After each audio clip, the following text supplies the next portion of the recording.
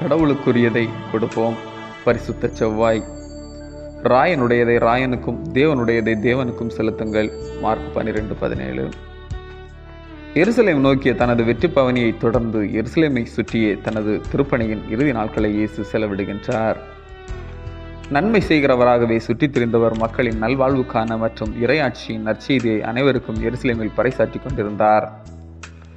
எருசலேம் ஆலயத்தை தூய்மைப்படுத்தியதும் புறக்கணிக்கப்பட்டவர்களை தேவாலயத்துக்குள் அனுமதித்ததும் வேதபாரகர், பரிசேயர் மற்றும் சதுசேயரின் கோபத்தை தூண்டிவிட்டது. அவரை கொலை செய்ய முயற்சித்தவர்கள் மக்கள் கூட்டத்தை கண்டு அஞ்சினர். எனவே வேறு வழியை தேடினர்.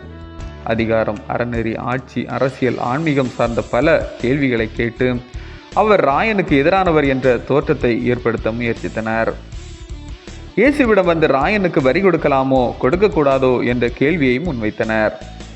இயேசு அதற்கு பதிலாக ராயனுடையதை ராயனுக்கும் தேவனுடையதை தேவனுக்கும் கொடுங்கள் என்ற பதிலை கொடுத்தபோது அவர்கள் வெட்கமடைந்து போயினர்.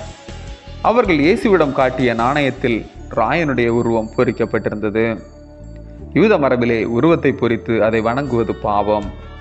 மோசே வழியாய் ஆண்டவர் கொடுத்த 10 கட்டளைகளுள் 2வது கட்டளை அதனை நமக்கு போதிக்கின்றது. யூத மக்கள் ராயனின் உருவம் பொறித்த நாணயத்தை பயன்படுத்தியதே பாவம், தங்கள் மரபுக்கு எதிரான ஒரு பாதகம். எனவே ராயனுக்குரியதை ராயனுக்கே கொடுத்து விடுங்கள். ஆனால் நீங்களோ ஆண்டவருக்கு உரியவர்கள், இறைவனின் சாயலில் படைக்கப்பட்டவர்கள்.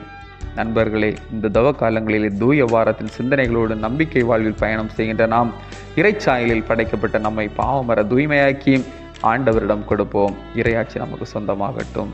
ஜெபம். எங்களுக்கு வாழ்வை அருள்பவரே, நன்றியுணர்வோடும் மனநிறைவோடும் உமக்குரியவைகளை படைத்து இறையாசியை நிறைவாய் பெற்று வாழ அருள்தாரும். ஆமேன். இந்த நாள் உங்களுக்கு இனிய நாளாக மலரட்டும்.